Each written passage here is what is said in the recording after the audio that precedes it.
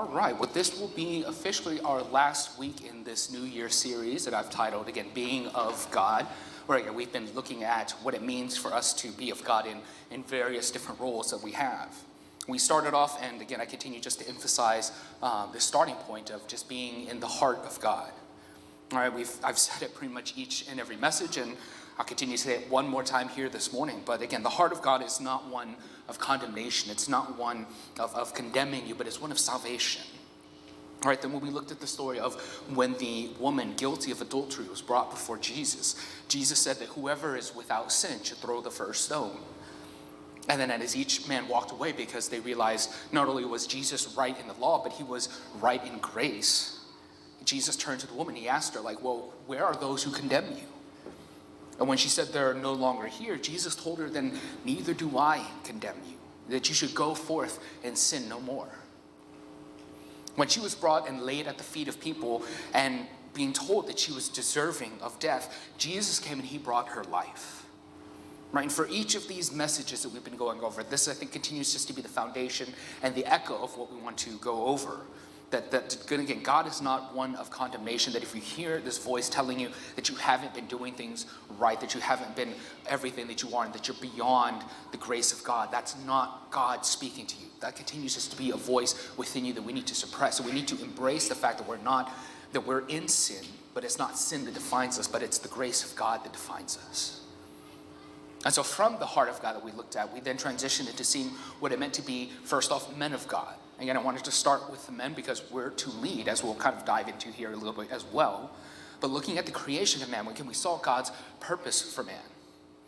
And last week, we then looked into what it meant to be a child of God, right? How every life, especially and in particular those of the unborn, that they are all precious to God, that every life is precious to God because all of us are created in God's image.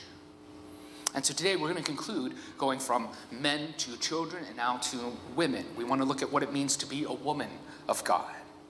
All right, and men, just like I told the women during your week, in a sense, this isn't a time for you to tune out. This is a chance for you to kind of hear, what does a woman of God sound like? What are the qualities and characteristics that define a woman of God?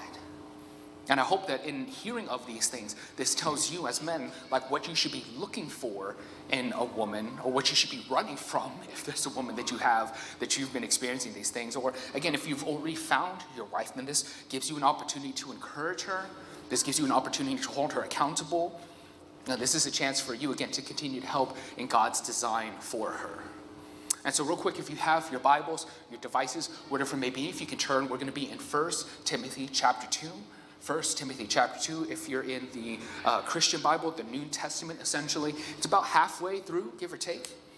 And again, as you're getting there, let me kind of lead into a little bit of background so you understand where we are in this letter, where we are in this story, in a sense. And so Paul wrote this letter, and no surprise, to Timothy. And being that it's 1 Timothy, this is Paul's first letter to Timothy, implying that, again, there's at least number 2. But between 1 Timothy, 2 Timothy, and Titus, these are kind of known in the Christian world as the pastoral epistles. These are 3 letters that Paul wrote to kind of give more instruction in how it is to kind of lead in the church.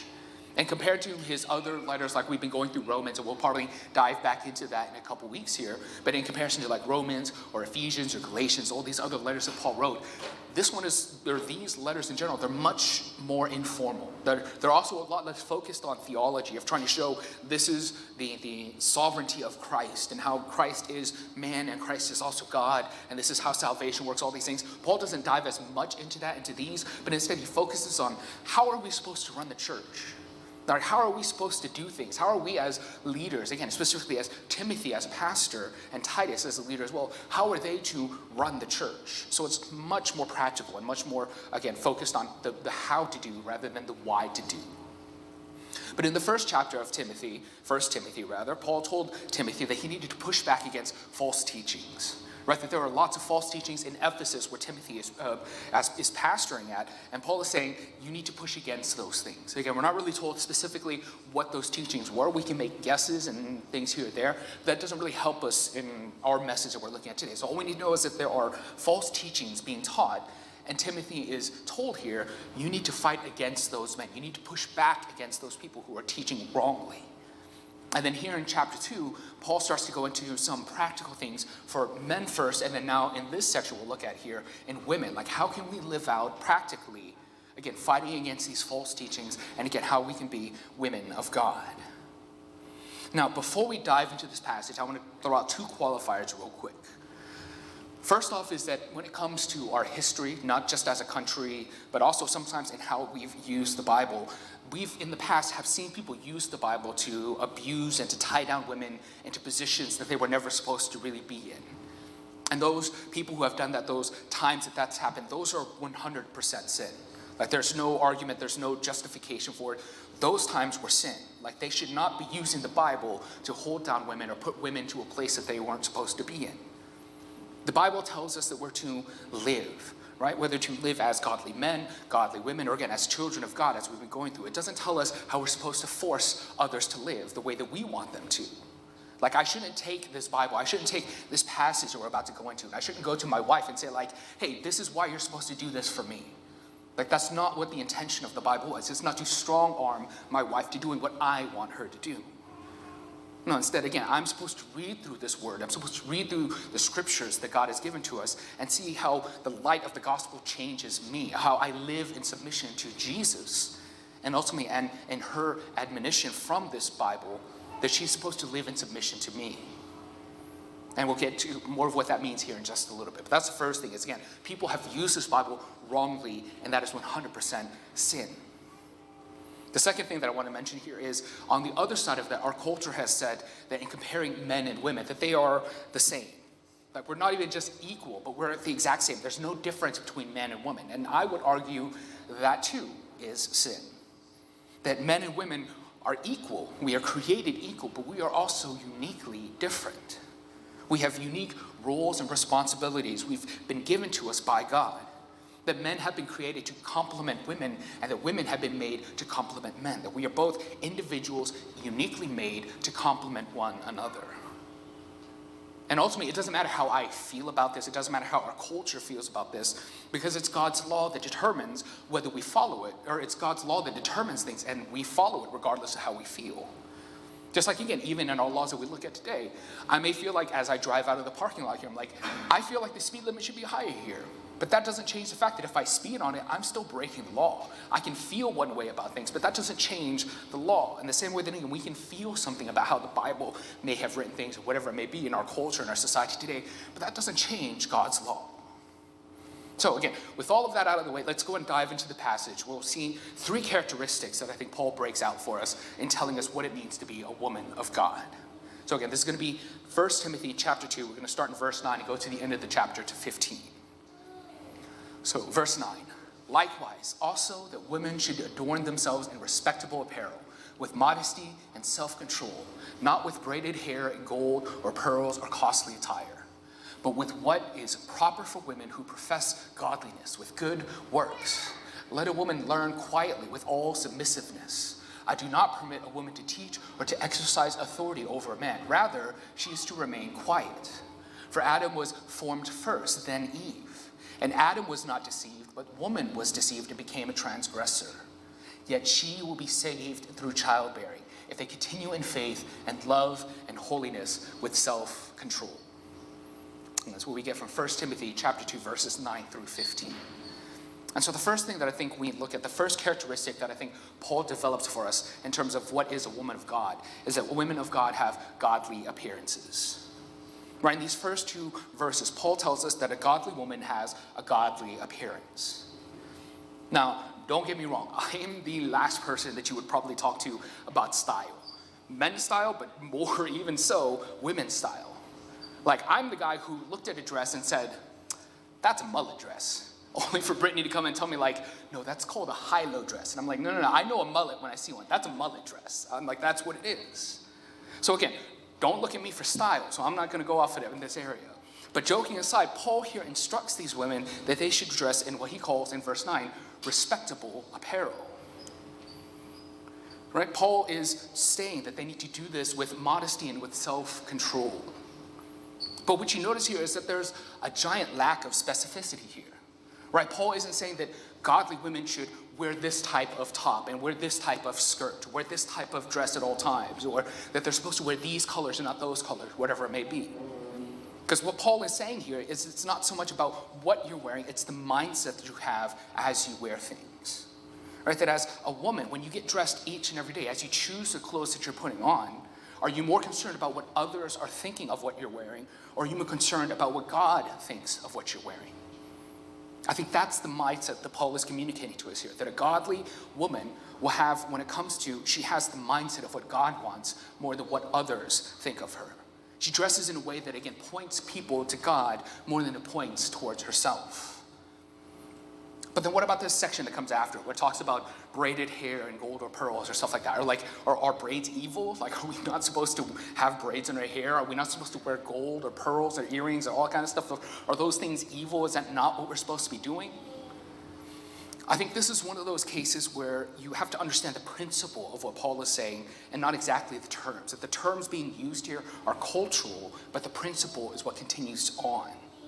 See, what Paul is talking about here is not exactly that you aren't supposed to wear fancy braids or gold or pearls or things like that. What he's doing is that he's communicating what this is talking about. He's communicating who typically has these things. Because the women who have normally had braided hair with gold or pearls interwoven into their hair and fanciful, all this stuff, the women who had those things were the temple prostitutes of other religions. And so Paul is saying, don't dress like them. Don't be like them. That even though that might be the style that's accepted, that even though that might be okay in other places other than in our church, that godly women will hold themselves to a higher standard at all times.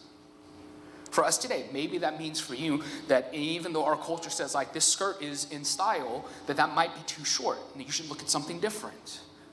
Or perhaps the blouse that you're wearing, well, again, might be something that says, hey, this is okay in the workplace or this is okay somewhere else, but perhaps that's just too low and you should think about whether you want to put that on. Keeping in mind that, again, as Paul is writing all of this, he's writing this to the women in the church of Ephesus.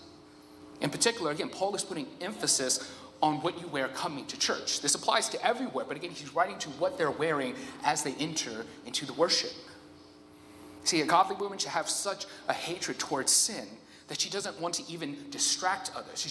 She doesn't even want to lead others into sin by what she wears.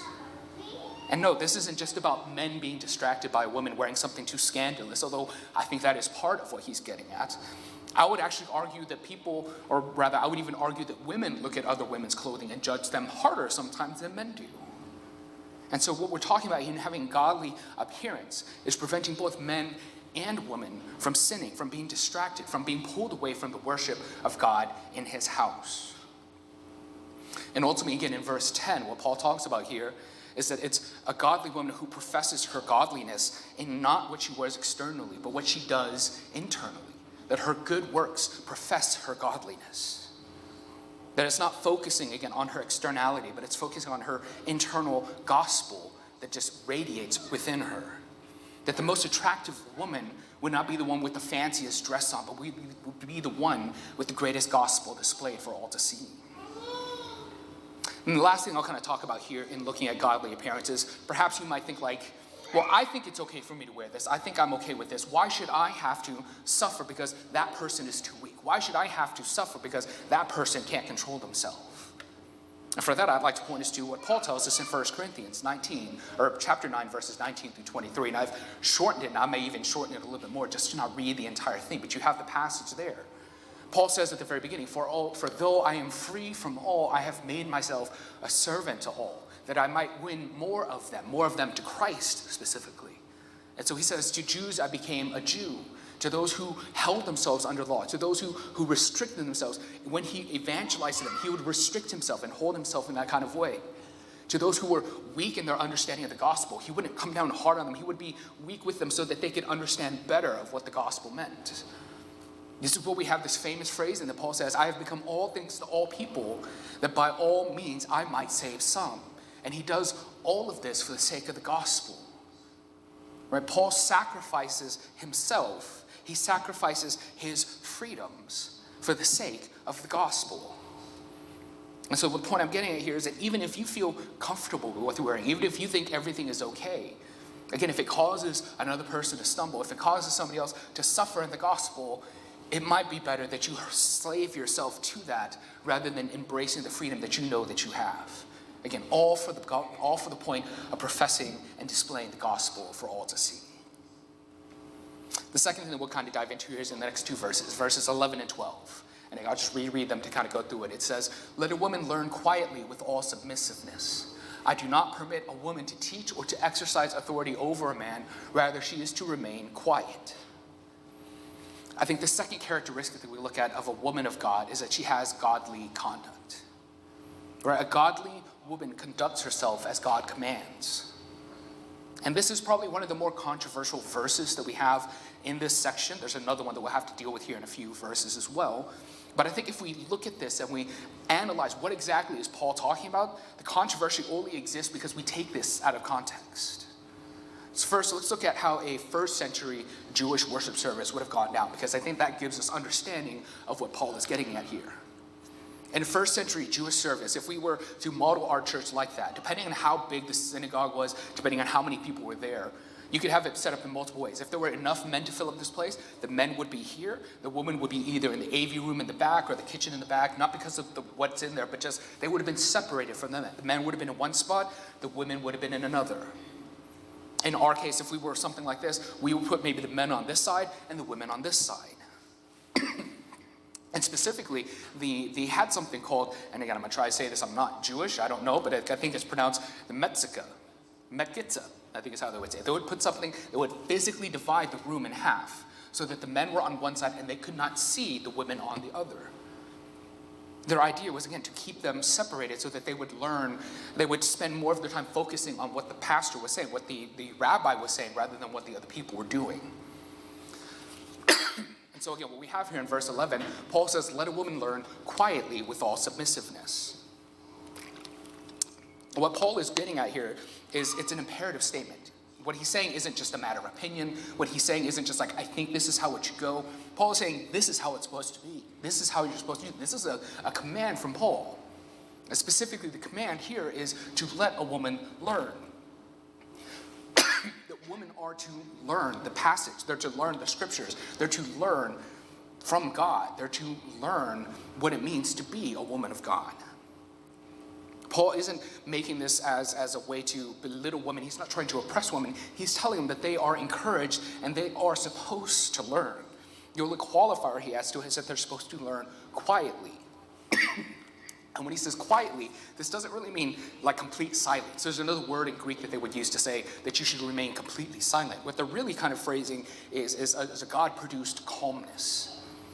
That in a worship service, the women were supposed to learn in a way that produced calmness, that produced peacefulness. In the same way that we have in verse 9 and 10 where it says, don't be loud in what you wear. Paul is saying that as you learn, don't be loud vocally. Don't distract the worship with your voice. And again, just to give you the full context of what we're talking about here, if we're looking at a Jewish ceremony, if you had men on one side and the women on the other, sometimes what would be happening is the woman would be on this side and they'd be like, what does this mean? And they're trying to ask the men on the other side. They're trying to ask somebody on the other side. And they're saying, you're distracting from the instruction of the gospel. The rabbi, the teacher is up here trying to explain the gospel. And instead of being able to do so, there are people saying and distracting, and they're trying to teach what they think is actually right. I think the best way I can explain this in our 21st century is, again, I went to UH for my undergraduate, and sometimes in our classes we would have what's kind of known as non-traditional students, right? They're people who have aged, who have gained more life experience, and for whatever reason, they decided they wanted to come back and to go after the degree, right? Great for them. No issues with that whatsoever. But sometimes with these non-traditional students, you would have these times where the teacher, the professor was going over things, and then the student would then ask a question. They would start trying to talk about their life experience. They would start trying to talk about the things that they went through to teach for the professor. And to a certain extent, it's kind of like, hey, like I'm glad that you're here. I'm glad that you want to learn. But I'm not paying for this class so that I can hear you talk about your life. Like I'm here because I want to listen to what the professor is trying to teach me. And that's the same idea that I think Paul is illustrating for us here. That these women are coming to learn, but at the same time, they're interrupting and they're distracting and they're pulling from their own experiences. They're pulling from their own understanding and trying to teach what they think is right rather than letting the rabbi, letting the teacher, rather than letting the elder teach the gospel itself. And so Paul is encouraging Timothy to put this to an end, to restrict the women who are distracting the instruction of the gospel, that they need to learn, but learn quietly in submissiveness. And then in verse 12, he continued and he says that women are not to teach or exercise authority over a man. Now, Paul doesn't forbid women from teaching ever, because if you look through other letters that Paul has written, he encourages the women. He praises them for what they've done. The most probably big example that you hear is Priscilla and Aquila. And the reason why I mention those two is they taught Apollos. But the reason why I specify them is because when you see Priscilla named first, it's argued that she had a bigger impact in his teaching than her husband Aquila did. That's why she's listed first. Priscilla and then Aquila. And Paul praises them. He praises this couple, but he praises them in their teaching of Apollos, of another pastor. At the same time, you have Phoebe, who was a deaconess, and she was praised for her service as well as her teaching of the other women. In Titus, he tells us that the older women are to teach the younger women. So again, Paul is not saying that women should never teach ever. I think what he's doing here and looking at these two things, the only other position that is to teach and to exercise authority is that of the elder. And so I think what Paul is telling us here is not that women can't teach, but that women should not be the lead pastor. Right, and to defend all of this, because I think he does a better job here in this back half, let's dive into the last characteristic that I think Paul gives us here as to what is a woman of God. And we'll see how he defends this position that he gives us here. So again, this is going to be the last section of verses 13 through 15. For Adam was formed first, then Eve. And Adam was not deceived, but the woman was deceived and became a transgressor. Yet she will be saved through childbearing if they continue in faith and love and holiness with self-control. And so the final characteristic of a woman of God is that she was created in godly design. Right, the reason that Paul says that a godly woman should not be the elder of a church is because it's part of God's design that she would not be. Right off the bat in verse 13, Paul says for us here that Adam was formed first and then Eve. That God created and designed Adam to lead in the same idea that God created and designed man to lead woman. God created this order in the church, he created this order in the house, and we are not to violate his order. In fact, the first time that this was violated, Paul talks about here. In verse 14, he talks that Adam was not deceived, but that Eve was deceived. And in making this illustration, Paul isn't saying that women can't teach because they're easily fooled. They can't teach because they're easily distracted. That's not what Paul is getting at. Paul is pointing back to the design that God gave us in the garden and how it was ruined by the devil.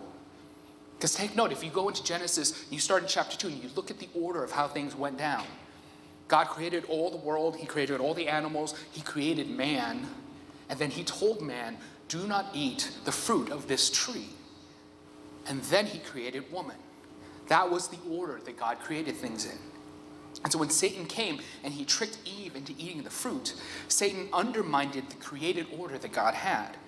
Because see, what Adam should have done, because again, if Eve is there talking to the devil, you think Adam isn't with her? Who else is he going to spend time with? So Adam, as the lead, should have came to her and said, no, God has instructed us not to eat of this fruit. Don't listen to the devil who's tempting you to eat this fruit. Adam fails in his leadership.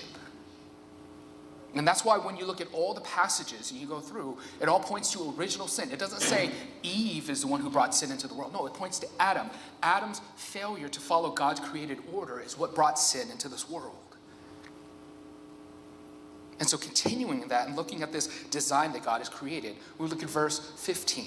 And we see that this is something that, again, is difficult to understand, because what does it mean for a woman to be saved through childbearing? And I'll quote Dr. David Platt. He's a big pastor and much wiser, been doing this a lot longer than I have been. He says you can understand this verse in three simple words. Three simple words basically are only God knows, right? That we have no idea. There's no way that we're going to know. There's no way that we absolutely will have a complete identification as to what God is talking about here. Only God knows what he means in verse 15. But there are lots of different interpretations, and there are two that I'll point us to here this morning. The first one is that even though Eve was deceived, that she, as through woman, would bring forth child, and in bringing forth the child, the world would be saved.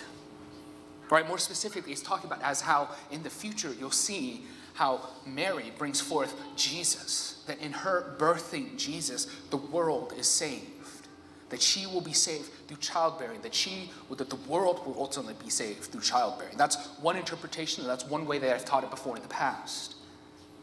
A second one is that God created woman uniquely to bring children into this world. That being saved could also be translated as to preserve, right? That the woman's legacy will be preserved in her bearing children and training them up in faith and in love and in holiness with self-control. Because no matter how much our culture says that men and women are equal, there's only one gender that brings forth the child. Right? And so the second interpretation is that she will be saved. She will persevere her legacy through the children that she bears. Because even though man may have been the lead, women are the only one that bring forth children into the world. Women are the only way that we continue to see our place grow, period. Our world grow, our church grow. It's only through the woman that we are saved and preserved. And so with all of that, let me kind of close off this morning, because there's a lot unpacked, there's a lot to go through. There's a lot to kind of understand better, and I hope that we can kind of do so in Sunday school here in a minute, that we can discuss and kind of look through this passage a little bit more. But let me close by saying, ladies, I want to encourage you to challenge what our culture says about you. That you are not the same as men. That you are created equal, yes, but uniquely different. That you were created to give God glory uniquely as a woman. And that when we hear our culture say that men and women are the same, that they are actually robbing you of your unique opportunity to glorify God in a way that only you can. In a way that only a woman can, that no man can. That only you can glorify God through your appearance in a way that no man can do so. That only you can glorify God through your conduct in a way that no man could ever think of. And that only you can glorify God through your design that no man could ever do. You have a unique opportunity to glorify God. And we shouldn't let this opportunity pass. We shouldn't let this opportunity get away from you. Because each of us are created with a purpose. Each of us are created with a unique responsibility. And it's to glorify God in whatever way, whatever place, and whatever realm that he's placed you in. In whatever household that he's placed you in, under whatever authority that he's placed you in. And so as we finish off this morning, as we finish off this series of what it means to be of God, we recognize his sovereignty, we recognize his plan, we recognize who God is and how he's done things. We continue to submit ourselves to his authority and see that as we become more and more like God, we continue to submit ourselves more and more to his authority. Whether as man submitting to Jesus or as woman submitting to man, we all continue to preserve and we all continue to persevere and we all continue to pursue the gospel that Christ has given before us. And we continue to use this gospel, again, to glorify him and to share him to the rest of the world. And so with that, let me pray for us as we close this morning. Father, again, as we dive through this passage, as we've gone through all of this, again, it is a challenging passage. It is a challenging to teach on, especially as a man trying to instruct women, trying to encourage women in your design. God, I just pray that you would continue to open up our hearts and let this message sink in. Continue to open us up to let your view of things take over more than what our culture says things should look like. That we would continue to glorify you in the unique way that you've created each and every one of us. That again, as women, that we can continue to see your glory in the way that we've been created. And that as men, that we can continue to glorify you in the way that you've created us. And so, Father, again, we just pray that you would continue to open up our hearts, open up our minds, and allow us just to worship you and to love you and to continue to see your kingdom grow here on this earth. And God, we just continue to thank you for your Son that you sent on the cross for us. That in all things, in all debates, in all conversations, one thing always remains true, that you loved us and you sent him to die for us. And so, Father, again, we just thank you for this opportunity. We continue to praise you, to love you, and to glorify you. We do these and pray these things all in Jesus' name. Amen.